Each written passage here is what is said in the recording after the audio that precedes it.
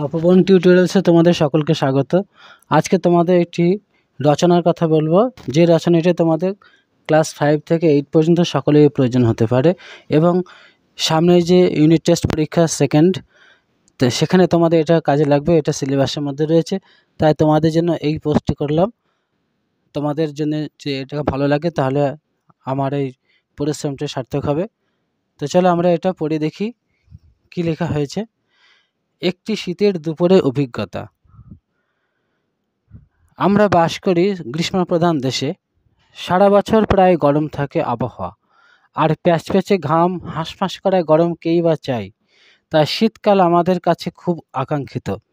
আর শীতকালের দুপুর তো এক মজার ব্যাপার। সকাল বা রাতের মতো অতটা কনকনে ঠান্ডা নয়। মিঠে রোদে পিঠ দিয়ে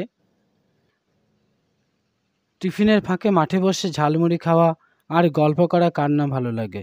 পিকনিকের দিন হলে তো কথাই নেই। তবে আজ আমি এক বিশেষ দিনের কথা বলবো। ডিসেম্বরে ফাইনাল পরীক্ষার শেষে গিয়েছিলাম মামার বাড়ি জয়নগর। গ্রামটি সবুজ দিয়ে ঘেরা।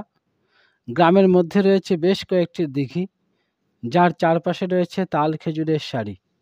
নারকেল গাছও ঝাঁকড়া মাথা নিয়ে দাঁড়িয়ে আছে। এমনই এক বড় দিঘির পাড়ে মামার বাড়িটি।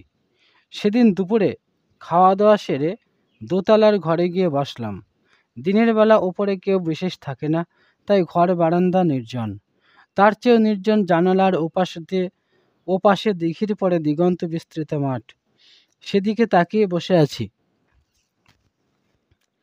পিছনের বাগানে ঘুঘু ডেকে চলেছে ঘুঘু। মনটা কেমন উদাস হয়ে গেল। মনে পড়ে গেল পথের পাঁচালীর অপুর কথা। নির্জন বাগানে পথে একা ঘুরে বেড়াচ্ছে ছোট্ট একটি ছেলে, আর আপন মনে বকছে। এমনি করে দুপুর গড়িয়ে বিকেল হলো। সোনালি আলো এসে পড়ল কচি পাতায় আমার মুখের পরে। হিমেল বাতাস বয়ে নিয়ে এলো হালকা কুয়াশার চাদর। কি যে ভালো লাগছিল।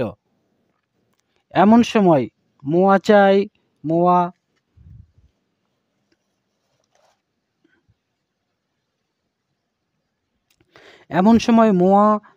মোয়া চাই হাঁকে স্বপ্নের ঘোর কেটে গেল। এই নিচের থেকে হাঁক এলো, মামনি নিচে আয়, মোয়া খাবি। এরপরে কতদিন হয়ে গেল, কিন্তু সেদিনে সেই দুপুর যেন আজও ডাকে, মোয়া চাই মোয়া, মোয়া চাই মোয়া। তো ছোট্ট বন্ধুরা, এই ছিল তোমাদের জন্য আজকের রচনা। আগামী দিনকে আবার একটি নতুন রচনা নিয়ে আসবো। ততক্ষণ তোমরা সকলে ভালো থেকো, আর রচনাটা তোমরা বেশ কয়েকবার পড়ে মুখস্থ করে নিও, যাতে পরীক্ষার হলে তোমাদের লিখতে কোনো অসুবিধা না হয়। আর ভালো লাগলে অবশ্যই ভিডিওটি লাইক, শেয়ার, কমেন্ট করো।